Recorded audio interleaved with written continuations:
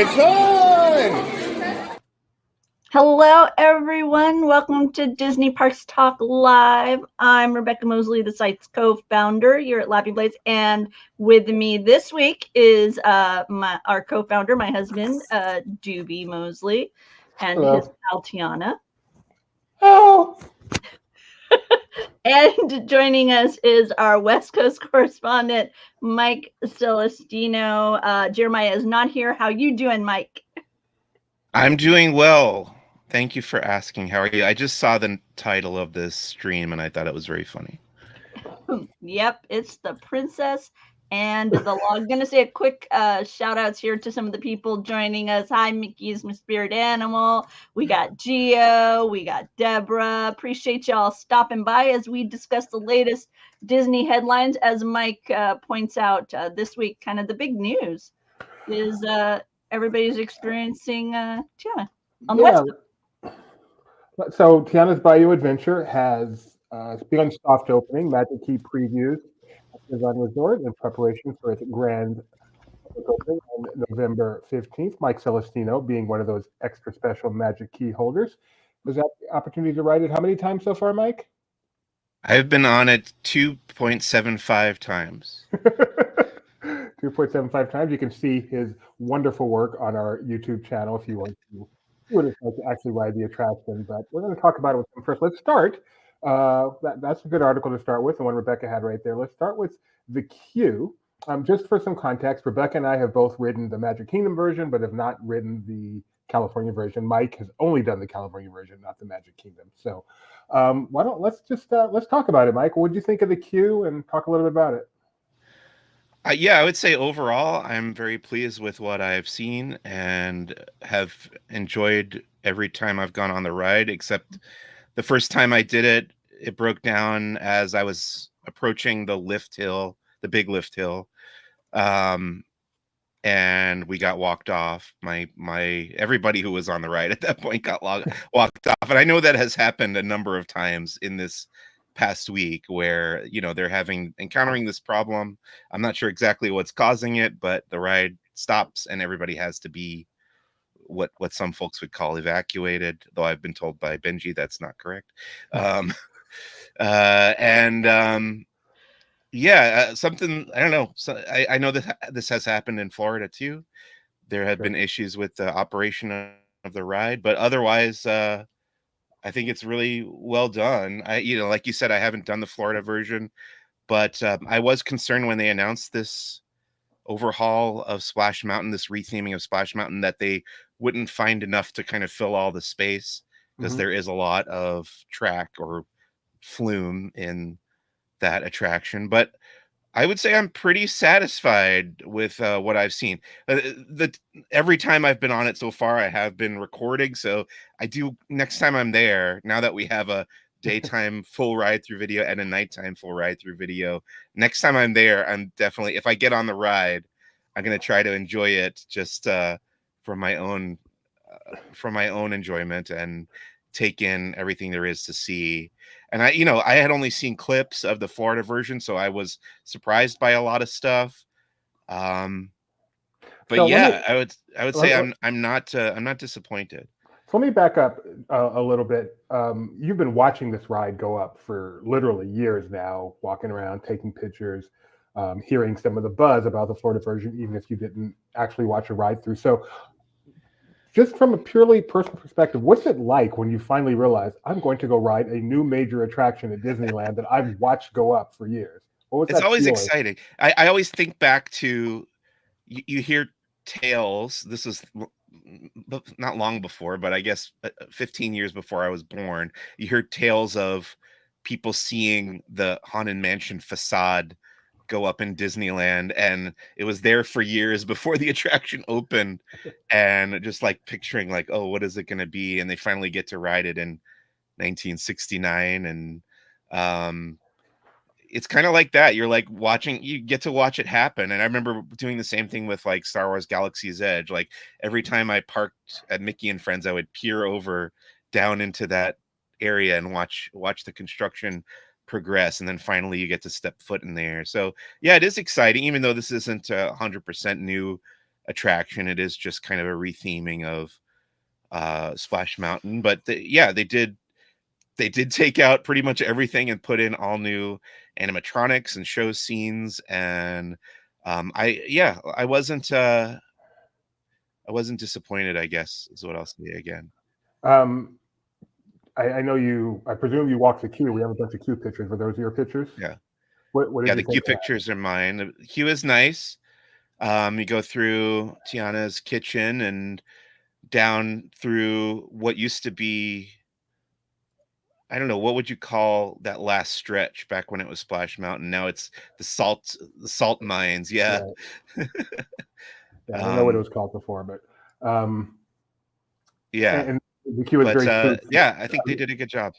I was looking at these pictures, and What's the queue that? seems at least the interior of the queue seems really, really similar to the Magic Kingdom version. Yeah, it with does. The I agree. kitchen and Yeah. everything, which is really nice. And I think it sets the mood great.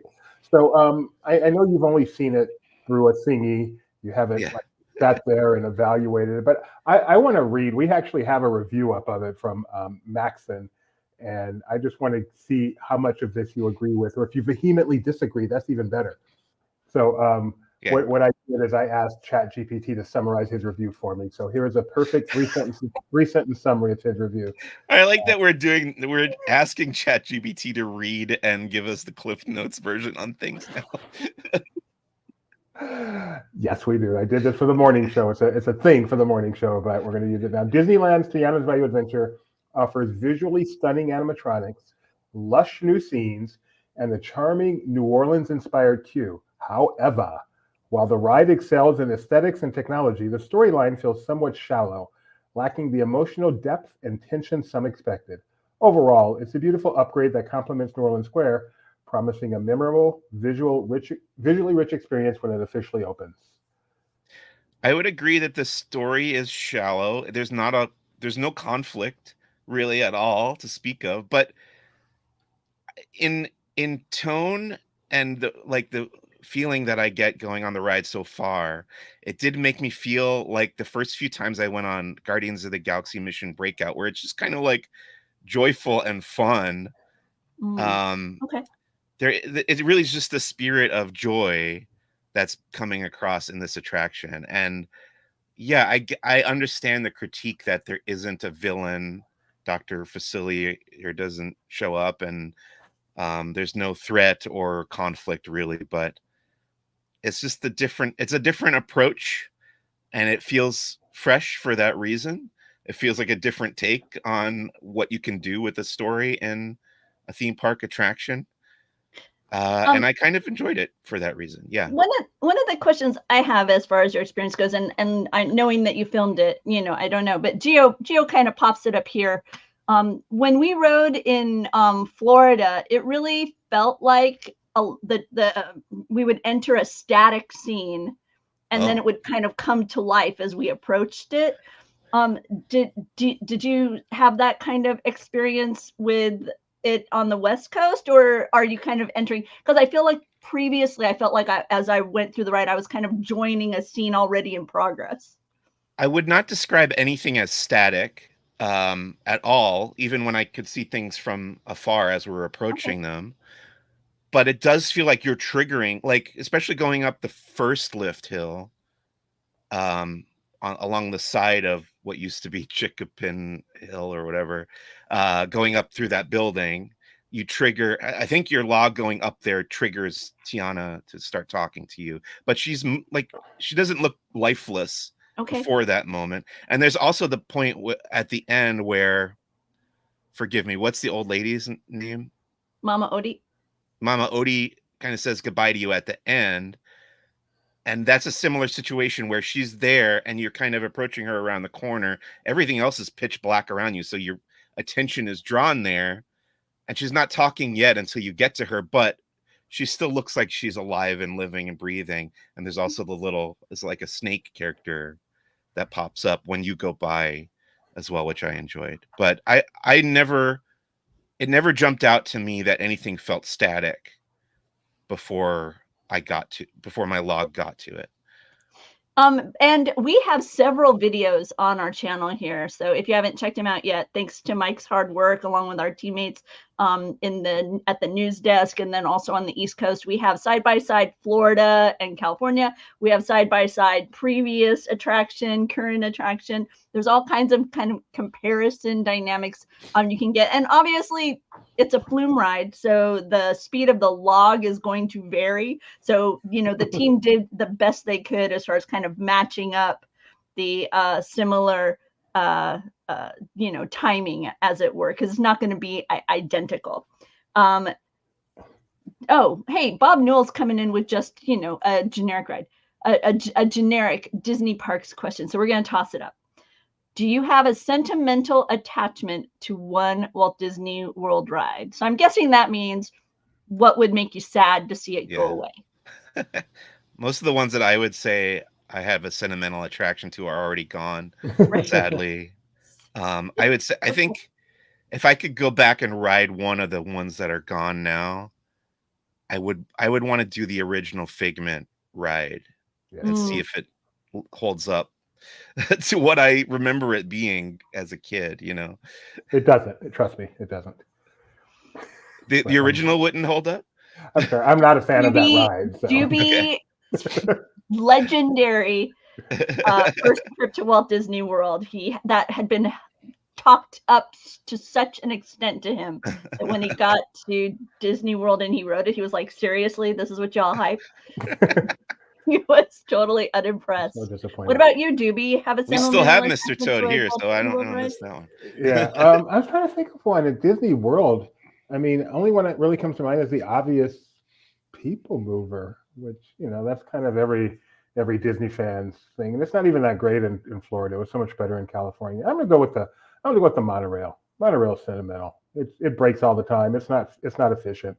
But if they ever take that away, I'm gonna lay myself across the track. Oh wow, it's funny because my sentimental is the ferry, which I love too.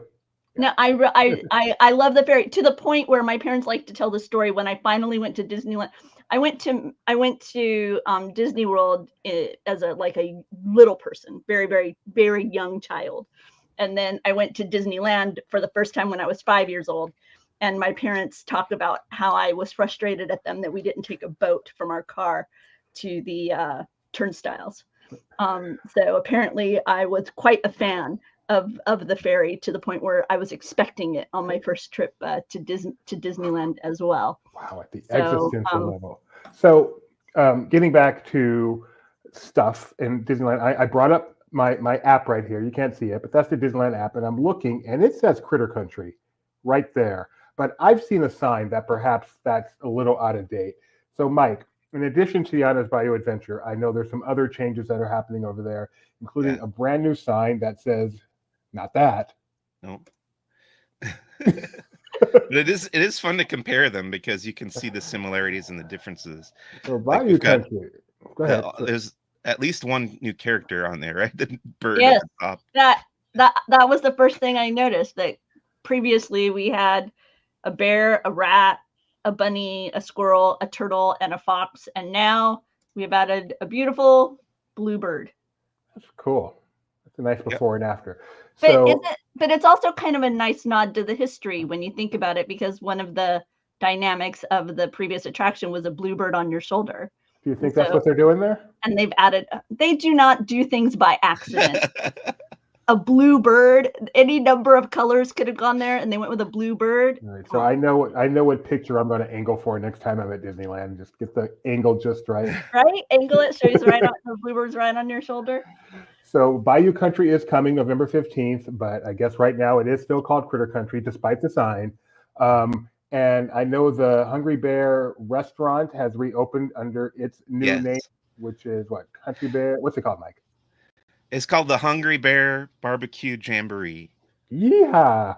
You got the chance to experience that at all? I did. I took a bunch of pictures and I ate there. I am very glad that they had gluten-free options. I didn't love what I ate as much as I used to really love the gluten-free stuff at the River Bell Terrace, which is where kind of the barbecue stuff moved after the Big Thunder Ranch area shut down. So I was a little disappointed in the food so far. I am going to try, like I had the barbecue platter kind of thing where you can kind of pick a couple different options. And I think next time I'm going to try one of the sandwiches. There's a barbecue sandwich that's available in a gluten-free option as well. Oh, that's awesome. I will report back what I thought of that one. Like but yeah, that. I thought it looks nice.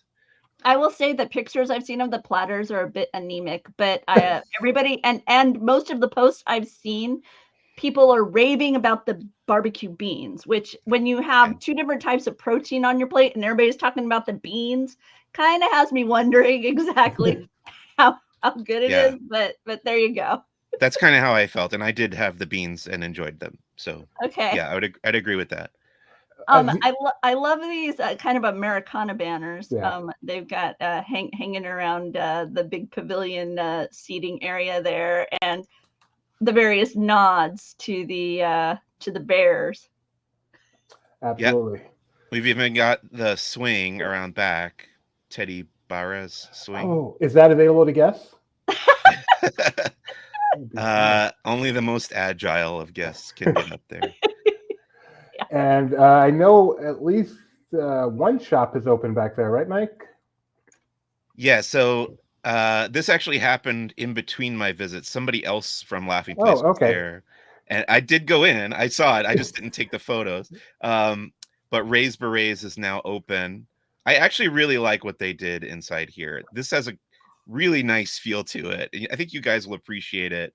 It feels like nighttime on the Bayou inside here. And there's windows that look out onto screens that reflect that as well. And yeah, just the design is really nice. And it's got a nice atmosphere to it, I would say.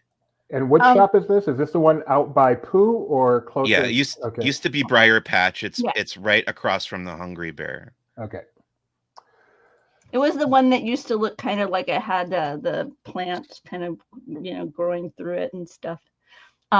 It's right there at the exit of Hungry Bear, as Mike mentioned. By the way, thanks Disney for this hat. Doobie got it when he went to the East Coast opening of the attraction. And since Disney we're talking gave about me this hat too, but probably more than a year ago, so I probably don't have to say it. Yeah. So the shop over by the exit to Winnie the Pooh that I know they're converting part of that.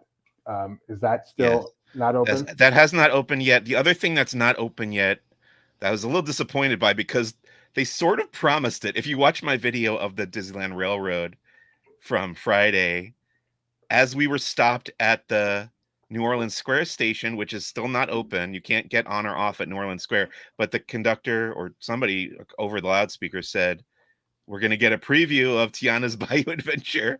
But then we went through the tunnel and the door was closed. So can't see anything yet. I imagine that will open the day the ride opens on November 15th, if I had to guess. Now, I listened to that earlier. The spiel, though, seemed to be fully changed. Like, this is the spiel they will have when the ride is open. Yes, he does say Bayou Country. He does say, he talks about Tiana's Bayou Adventure. And it's still, is it Bob Joel's, the guy who did the... I don't know, honestly. Voice? Tony would know. Yep. He knows everything. The other thing I was going to say, I haven't seen pop up yet. And these are Magic Key previews. So it's not, an official open, and like Ray's Berets has had kind of, I guess, not some unreliable hours, I guess is how I'd put it, kind of soft open type dynamic. But I haven't seen those little firefly dudes that they are selling over in Florida yet pop up over on the West Coast. So I haven't seen it. I was actually looking for, I wanted to check out any kind of Tiana's Bayou Adventure merch that they had, and the only thing I saw was a pin that didn't even say the name of the attraction on it, just had like kind of a scene from it.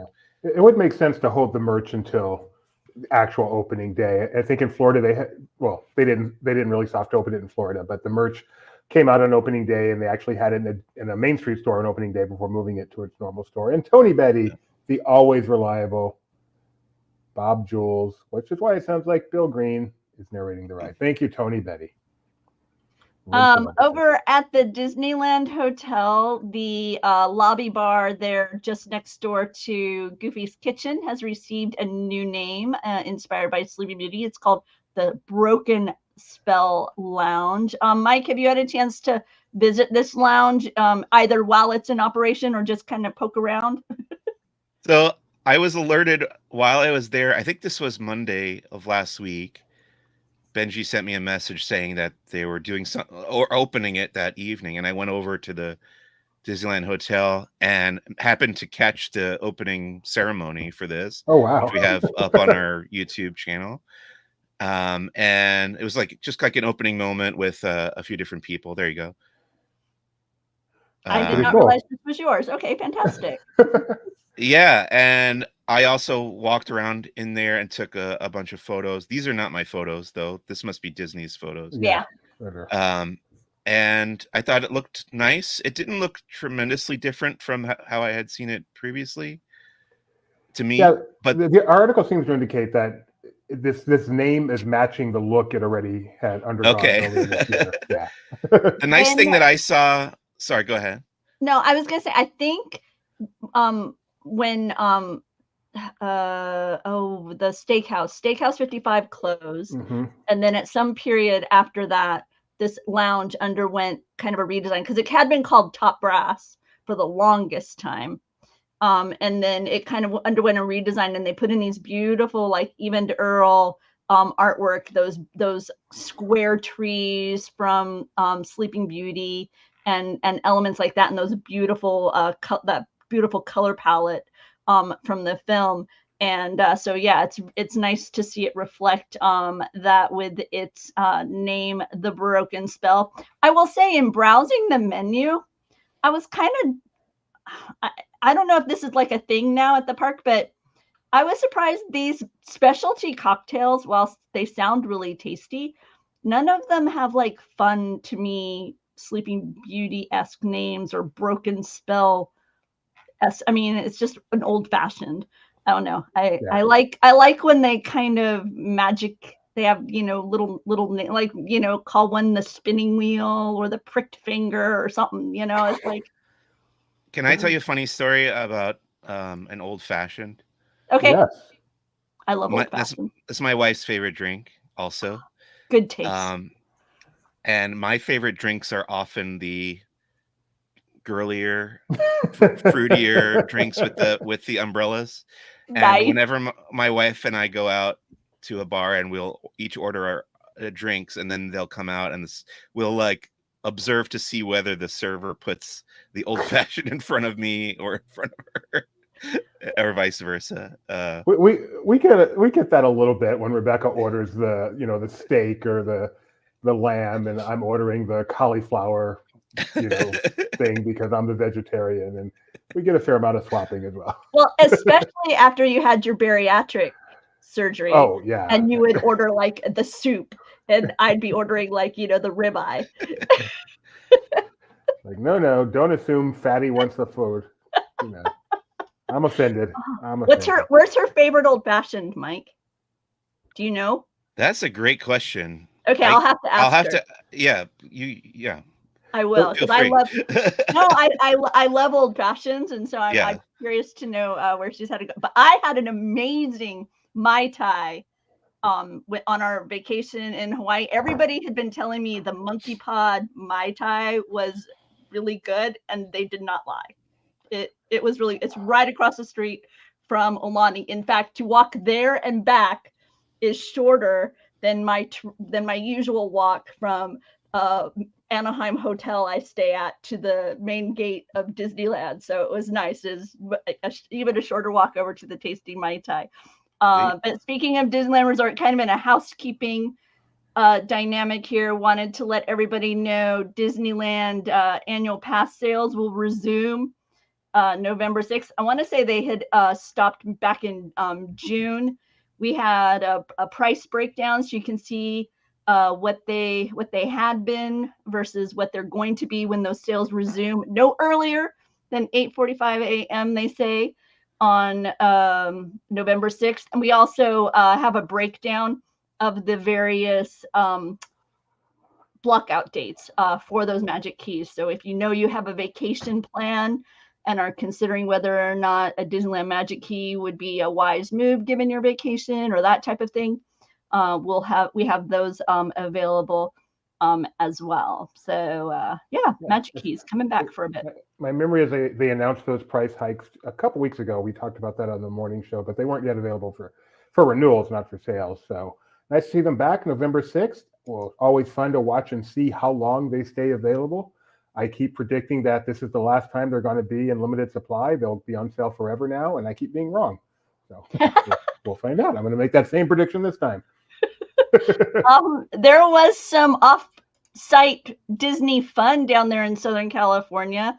D23 hosted a Tune Into Terror event at the Roosevelt Hotel, which is Hollywood Roosevelt, which is a hotel on my dream list of places to visit. I have yet to visit it, but they kind of transformed it into a Disney salute to all things Halloweeny for the evening. They had some Tip Top Club. They had some beverages. Have you had a chance to look through this at all, Mike? It's kind of fun. No, but I used to live like around the corner from the Hollywood Roosevelt. It's super, super nice and really makes you feel like you're in old Hollywood. So it makes perfect sense to kind of turn it into the Hollywood Tower Hotel for the evening. I know it was one of the hotels that they used as inspiration when they designed it. The other one being the Biltmore downtown, which is also super, super cool. And they had numerous stand-ups for people to take pics, as well as some entertainment throughout the evening. And then one of the things I thought was pretty cool was they brought out that owl that used to sit there in the Hollywood Tower Hotel at DCA. And they used that as a centerpiece for the over the buffet table there. And as you left, you received a little package of Halloween goodies. A salute to all things, but mostly Disney streaming. What an interesting event for D23 to put on. That's a unique one. I'm happy they're doing stuff like that. That's pretty cool. And if you don't have enough Halloween Disney stuff around, just want to let you know, Disney Parks Blog has more paper fun where you can create the Haunted Mansion out of paper. They have that. They also have some wallpapers for your phone, for your watch, for your computer, whether it's Max's Powerline or Mickey on Main Street. You can find those over at the Disney Parks blog. So we just want to make sure you're aware of that. And also a new tiki mug for Mike Celestino is on the East Coast. I guess you'll have to wait for it to approach on the West Coast, but it is a Madame Leota tiki mug. Was this not available here first? I don't know. Was sure. it? I've been out of town and out of the loop. So okay. You're already on this coast already, Mike? I thought that I heard it. I thought I heard about it being available here first, but I could be wrong. Okay. It's pretty cool. It's the way the design is. You can see here it has a base so that it looks like the traditional, Madame Leota in the ball, but then the mug itself is that upper portion. So you can see how I think it's Luke is holding it here. Picked it up at thank you, Tony, coming in. You are right, Mike. They were while I was out of town. Thank you. So lots of Halloween fun. Wanted to catch you up on all of that. What about the other coast? Well, they've gotten their price hike. So if you are an annual pass holder or getting ready to be, you might want to check out that information. Up the road, tickets are on sale. Can you go back real quick? We got to scroll down to see those prices. Oh, okay. It's at a time like this where I like to mention, I know this is Disney World, but my first annual pass was at Disneyland. Every day, discounts every day, free premium parking every day, $199. They've gone up. Granted, that was 1997, but still. DB, look, do you see this right here? One day, one park to Magic Kingdom is posting as high as $199. So our initial annual pass is now a one-day ticket. It's amazing. On busy days where you don't even want to be there. Epic Universe tickets went on sale. Sadly, I was out of town and on vacation and didn't see that they were going on sale for annual pass holders. So I'm so sad that we don't have Jeremiah today to talk about how much he piddled when he realized he had tickets to opening day Dude, Epic Universe. that is so. I'm so excited about Epic Universe. How about you, Mike? Very excited, especially for the part that you are probably least excited for, which is Dark Universe. Dark Universe. Who were we just talking to about how great Dark Universe looks like it's going to be? I don't remember. We were talking to someone about that in our real life. I don't remember. Oh my goodness. Maybe the we does not include you. Probably not me. But it was somebody. They're expanding the fun of MagicBand to some more theater settings, so you can MagicBand Plus. So if you're curious about that, So what are you talking about, DB? There was a pin that would light up as you would ride through attractions. There was a Pal Mickey that would interact. There were ears that would light up as you did certain things, and now we've got MagicBand Plus that will light up and do certain things. And so even more.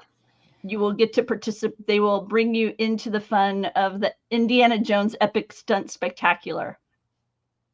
I don't get it. When the explosions happen in the theater, they happen right on your wrist. How cool would that be? Ouch. They're calling a theater show magic, I think is what the language was for it. Let me see if I can. Yeah, see, let me pull it up there. See, there you go. Theater show magic. New. There you go. Oh, look at all these people enjoying the show by looking at their watch. Fantastic. I don't. Pal Mickey, I understood. Glow with the show, I understand. Yes, you're not looking at it. This one, I don't get. I don't get. Do you remember Pal Mickey, Mike? Does that mean anything to you? No. Wait. Do you have any personal recollection of Pal Mickey? No, I don't know what that is. Never heard the term. Okay. Envision a plush Mickey. He's about this big. He's actually in my cabinet over there. He's about this big. Okay. And when you would squeeze his tummy, he would tell you like a dad joke, a Disney dad joke. Okay. But the other thing he would do is as you were walking by attractions, he would vibrate and then you would squeeze his tummy and he would tell you something about the attraction. Oh, that's fun. Or if it was near parade time, he would buzz and you'd squeeze it. He'd be like, hey, pal, be sure to go grab your seat for the parade, or things like that. So much fun. Still upset. He is not a thing. Very burned. Very painful. I see him sitting in my cabinet. Wait, why is he... What did it never work or what? They phased it out. I don't know what it is, but it feels like this was all...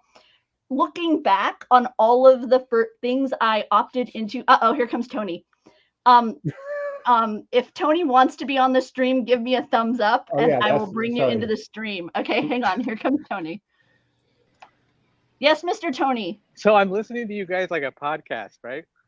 As I walk around the park and get my steps in, and I realized something. It's kind of weird that I ended up here today. Who knows where I am? You're at Studios. Star Wars Launch Bay. Which used to be Animation. Does anybody know what today is? October 28th. It's International Animation Day. I knew that too. Shoot. Oh, wow. So I'm just walking around like, I'm going to get my steps in. I'm going to go to Studios. And I'm listening to you guys. And I realize where I am. And I'm like, wait a minute. That's today. Oh, that is so cool. It makes me a little bit sad. Sorry. Yeah, me too. Trust me. Do you remember visiting there, Tony? I do. It was in the so the first time I came when I was younger. I don't remember that, but that was 91.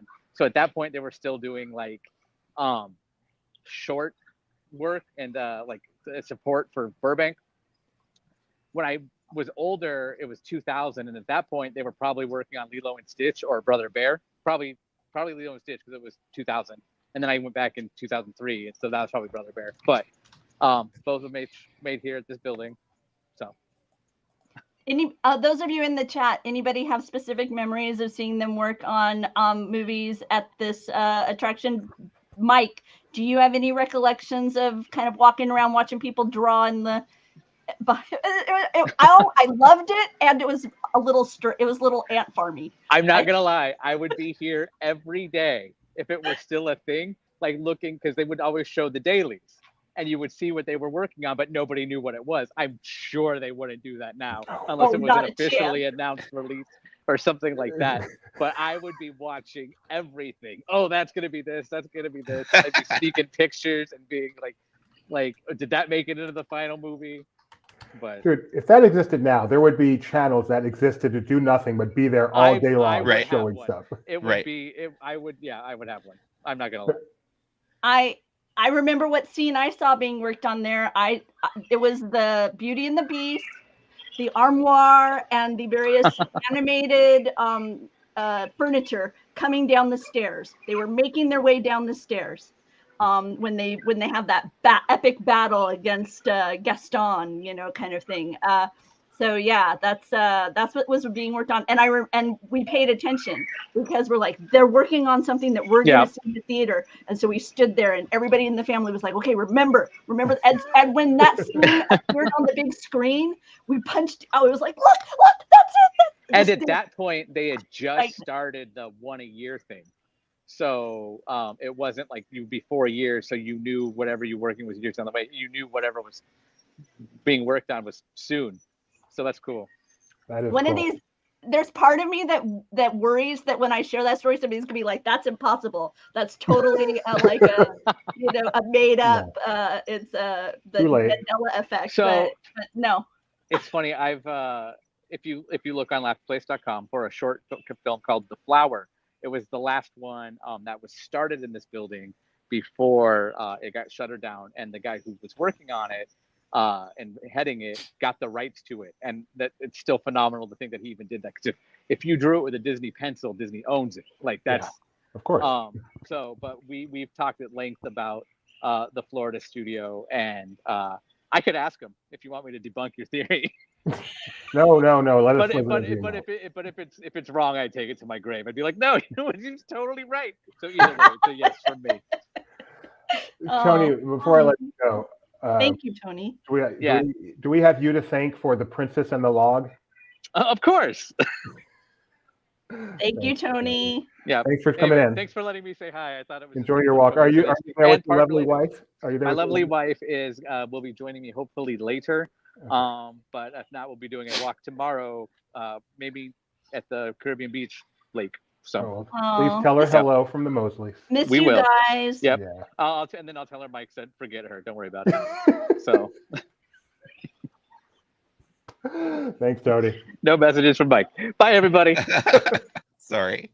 Do you have recollections of seeing animators at work there? I'm sure that I went through there, but I have a more vivid memory, and correct me if I'm wrong, but I remember looking down into a sound stage and seeing the set from Dick Tracy. Yeah, that was the other attraction. Movie guy. Yeah. Okay. Which I never got to see. I'm so sad I never got to see the sound stage. But I definitely remember the drawing and saying, is that really? Because at Disneyland, which I was used to, there was a guy, an artist there who was drawing watches all day. So I'm at at Hollywood Studios, like, is this for real, or is this just some guy who's drawing artwork that they're going to sell, or is this actual animation being done here? So that's pretty cool.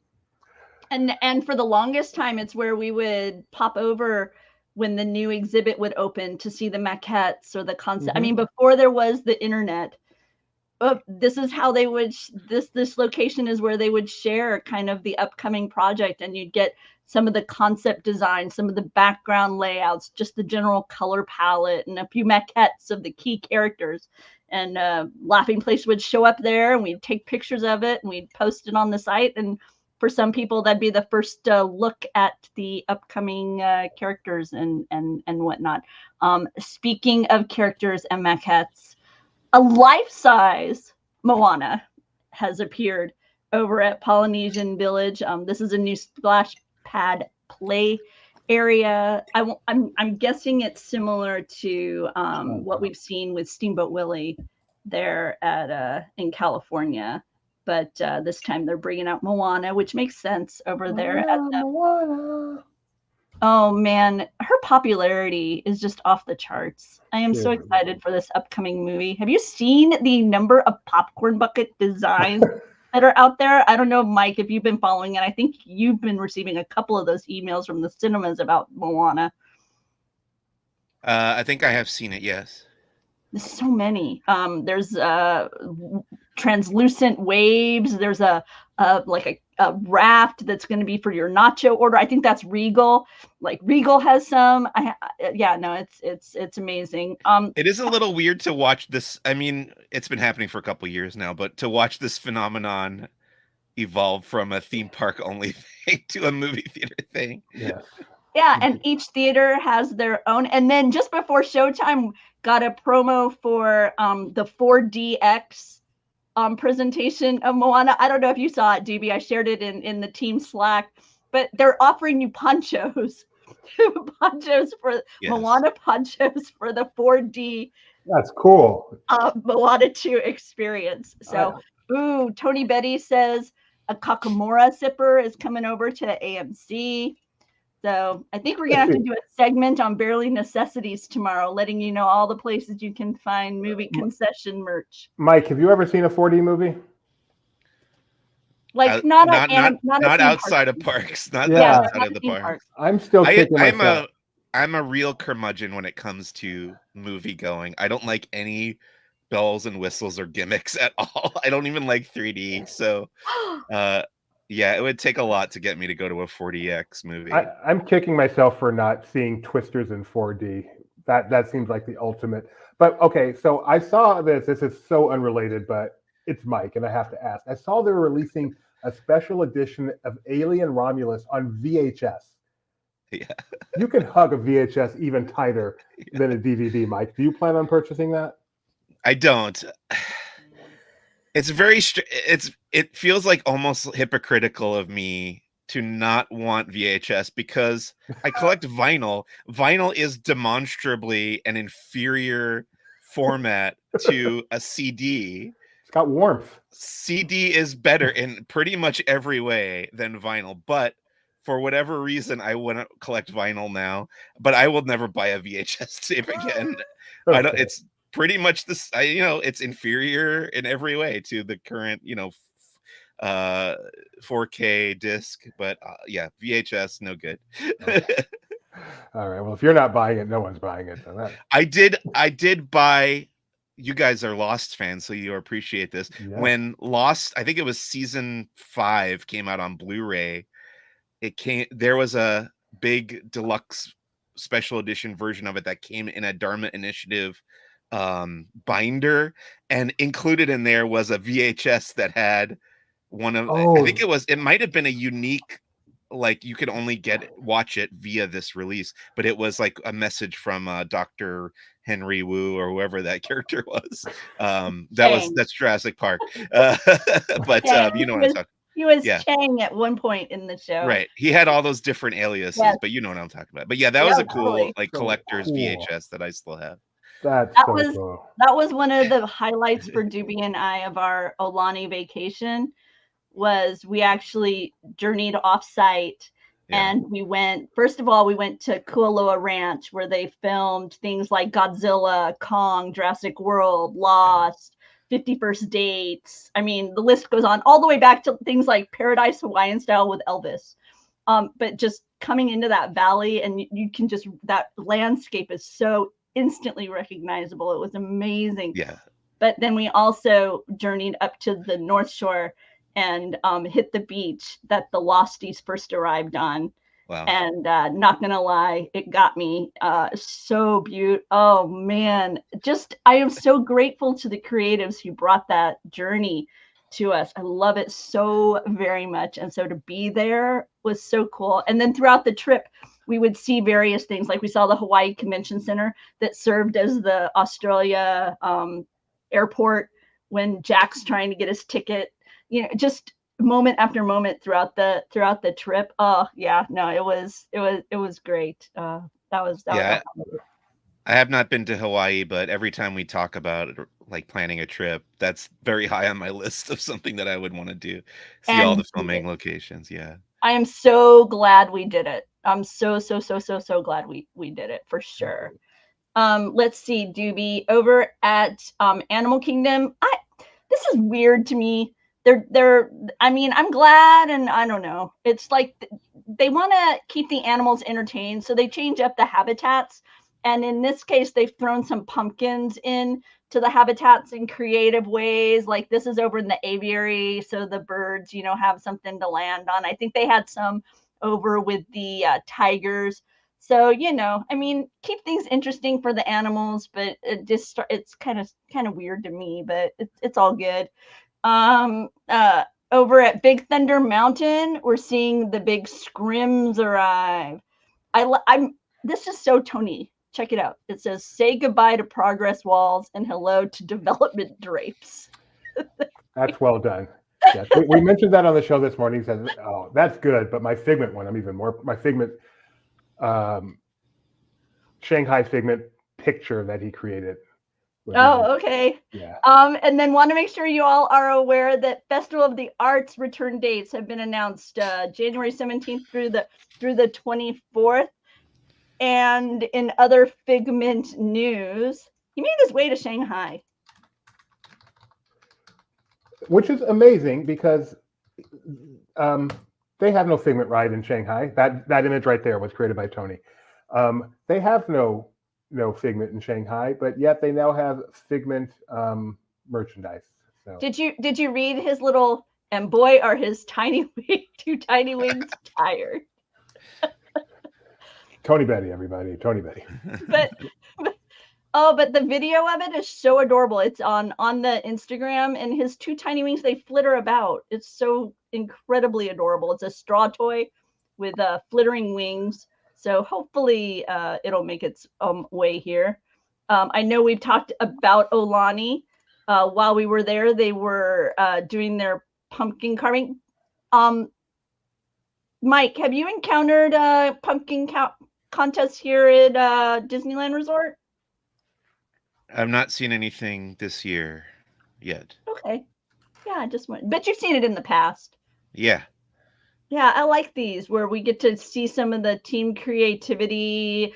They have usually they have like a little box where you get to vote for your favorite.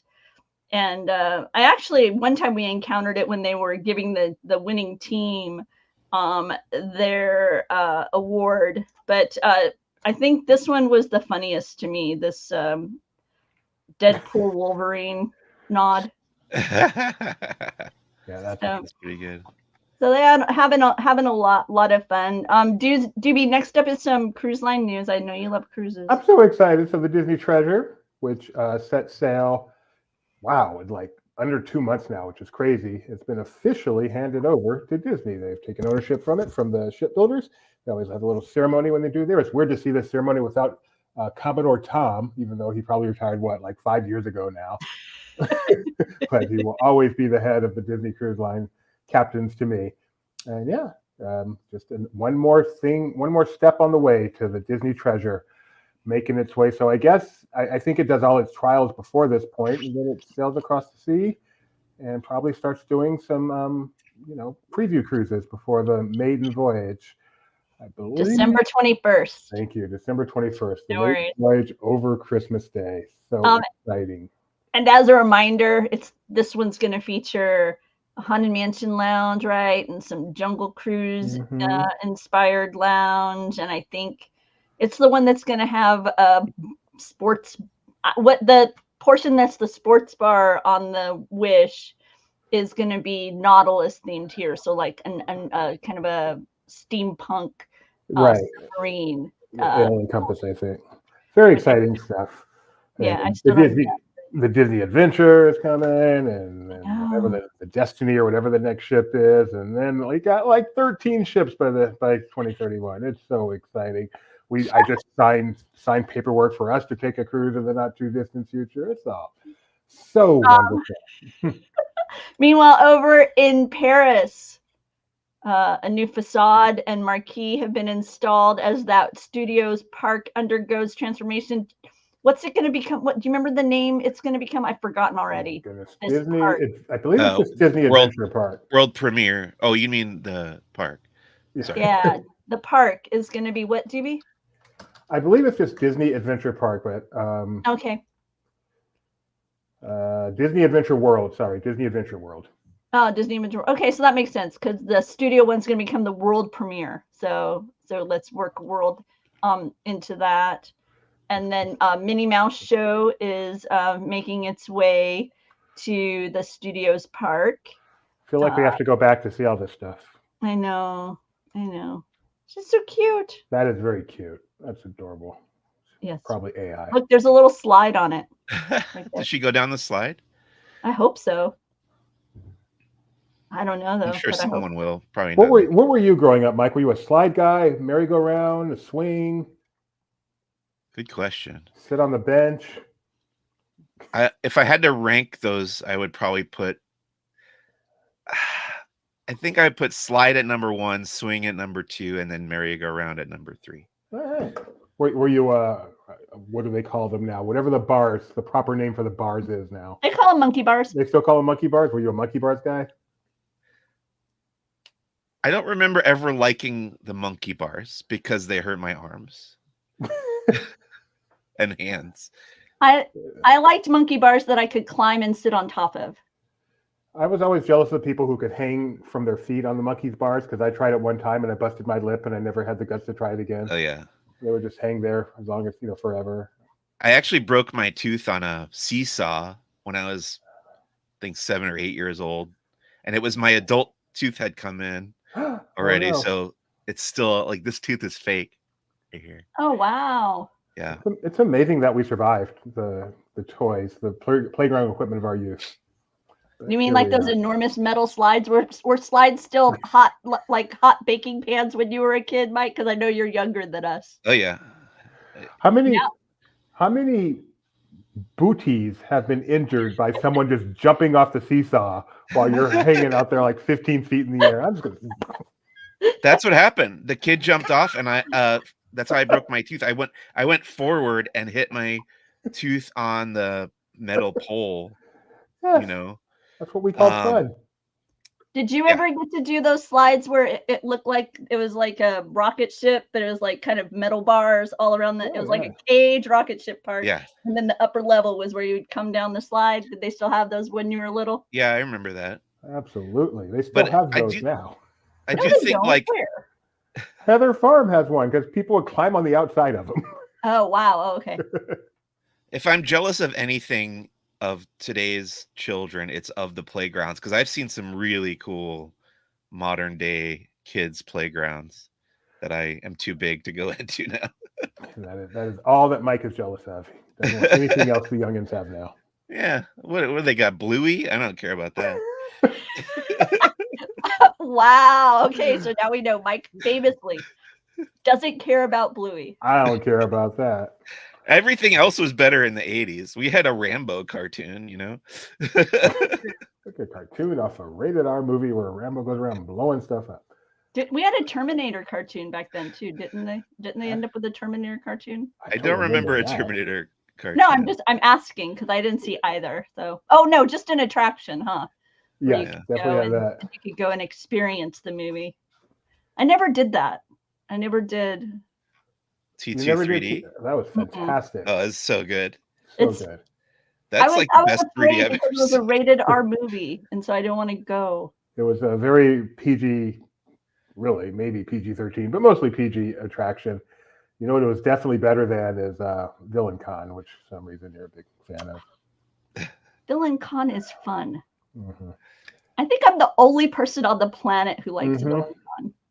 If you like it, then yes, you are the only person. You're preventing it from being a magic question. You are the one. What's the attraction that you love that nobody else likes, Mike? Oh, it's definitely the Navi River Journey. Oh, you like that? Wow. If it were 1/3 longer, it would be like my favorite attraction at Walt Disney World. Oh my goodness. Okay. I just love quiet, calming, soothing boat rides. That's my favorite genre of ride. And I'm so excited we're getting one here for Avatar.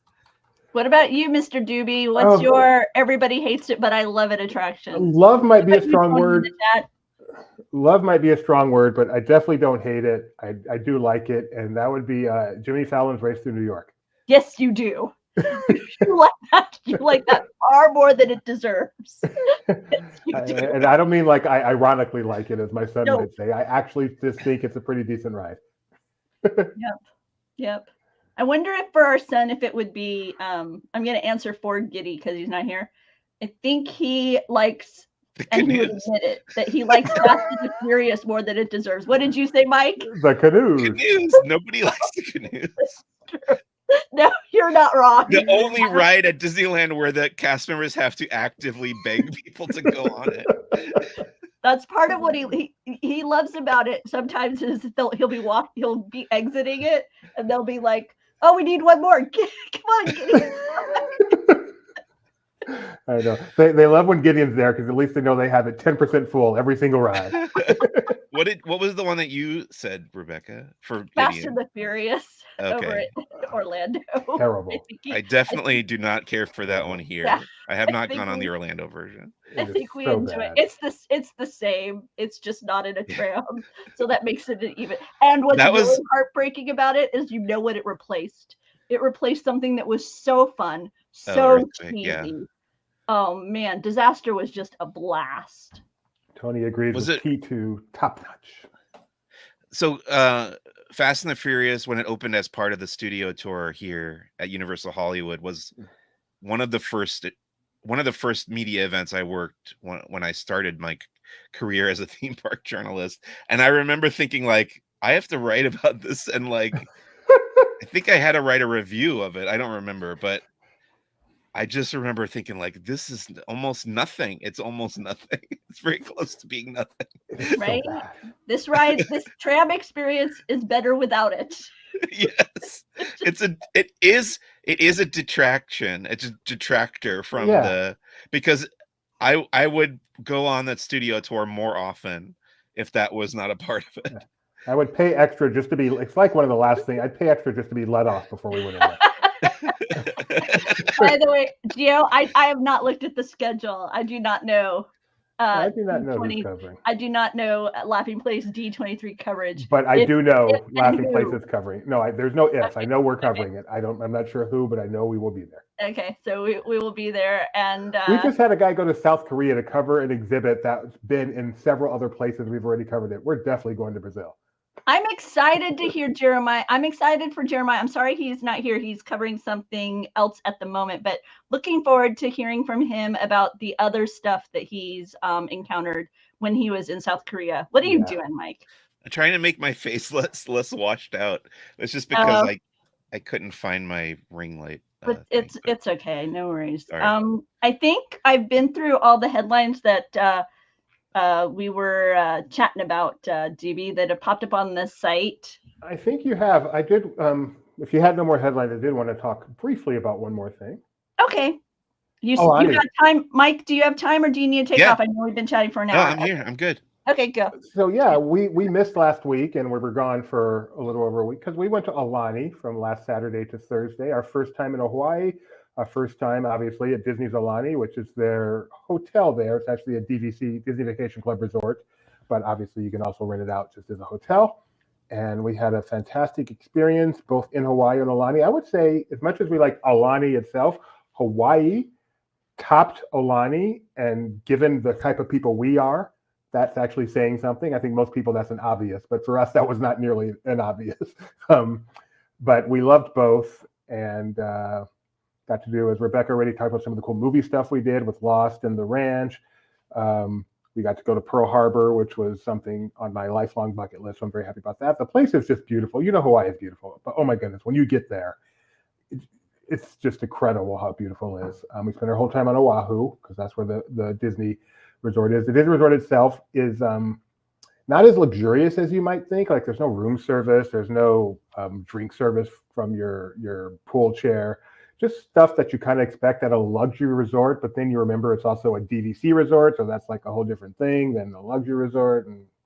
But that's not to say it's not fantastic. The pool area I thought was spectacular. It did not disappoint at all. Loved the lazy river, the easy beach access, and the nice marina they have there with the waveless beach. That's not just for Disney. The beaches are all public, but it's really essentially Disney and the two hotels next to it that actually go there. because parking's not easy. So just had a great time at Alani. We not being outdoors people never know how it's going to hit. It hit me, I think, even more than Rebecca and Gideon. I would love to go back. I'm not sure both of them are quite as interested as I am as going back, but it's almost like it gives me the same vibe as a cruise. I wish it was all inclusive like a cruise. It's absolutely not. Things are very expensive there, but it gives me the same vibe as a cruise. It's just a nice, relaxing getaway, and fantastic. Rebecca?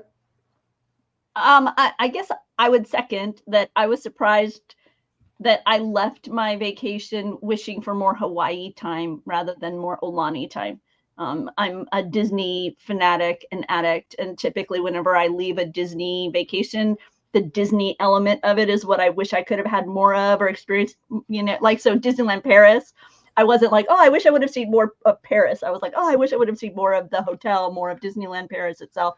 Whereas here, definitely wish I could have seen even more of the island. I was surprised by the variety of topography, of the variety of not topography so much. I knew it had mountains and valleys and whatnot, but I was surprised that we were in an area that wasn't as green, like where we were is very much kind of a created oasis within scrub.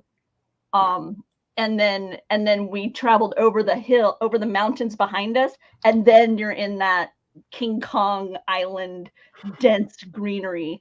Where we were wasn't that, and that shocked me. I did not realize that there was that level of variety in the plant life there, in the kind of the plant life, the weather. But because of that, we didn't have any rain when we were at the Alani, which I don't know if that was unique or if that's typical, but we didn't experience any rain. However, on the other side of the mountains, we encountered a little bit of rain when we were journeying, over there. It wasn't terribly humid. It was very pleasantly humid. I could have handled it being more humid because I like humidity. But our friends told us that we were very lucky at the levels of humidity we had. The weather was perfect while we were there. The pools are not super heated, but they're pleasant. They're like, I feel like they're environmentally heated in that, like, the weather there doesn't have extremes, hot and cold during the day. So, the water temperature was pleasant. I wouldn't have minded if the temperature in the lazy river or the temperature in the pool would have been a bit more elevated. Ooh, really? Yeah, I wouldn't have minded it at all. And based on the number of kids who are hanging out in the hot tubs, I would say children also, they're lower body fat, so they probably also wouldn't have minded. Maybe that's why I loved it. If the water would have been a little bit warmer in those controlled areas. Like you, I was surprised with the thing I loved the most about Alani was the staff. Everybody there was like over the top, friendly, hospitable. I loved the way that they wanted to engage with you. It wasn't passive. It was very active in, anytime I had a puzzled look on my face, somebody would pop out of somewhere and ask me what I needed. That really surprised me. Characters were everywhere. We saw characters like all the time when we were around, and the people that they have who share the culture of Hawaii, the stories, the mythology of Hawaii, do a beautiful job. And so that I very, very much appreciated. And I don't have any other hotel to compare it to.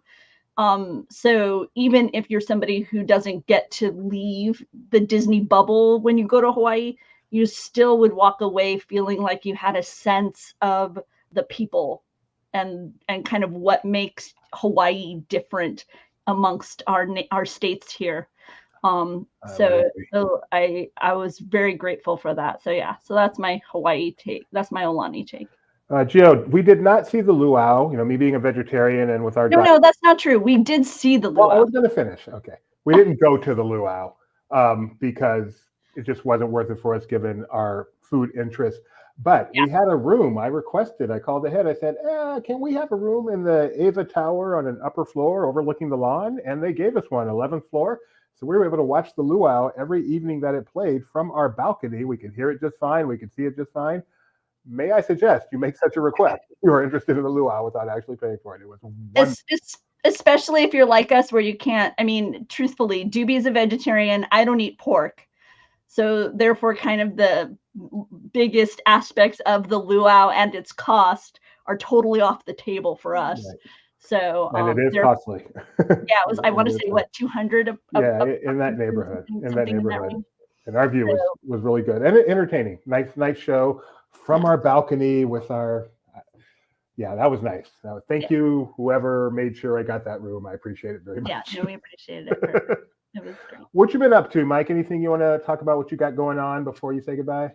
Lots of Halloween stuff. Oh, I want to say we did Delusion, which is an immersive theater event that we do every year here in Southern California. It's usually in LA and the surrounding areas, and it's scary, but if you're an adult and you like immersive theater and you aren't, sensitive to that kind of thing, it's not like explicit in any real way. It's just kind of like a more involved version of like a Maze at Not Scary Farm, except it usually takes place in like a real old house that they rent out, and they put on this. You follow characters throughout a whole like hour-long story around through and up and down stairs throughout the whole house, and we really enjoy it. And this year's story was really good. It was in a really cool location.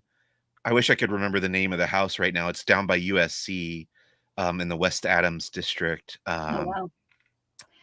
Really When you say interactive, does that mean that it's like you go and it's like a showtime and there's like a core group of people that you are experiencing this with? Yes. So about how many people participate in this at the time? I think we had a dozen in our group, and there's probably one group that leaves every like 15 minutes. So the story takes place through a path that they can kind of like pace out and send out in bursts.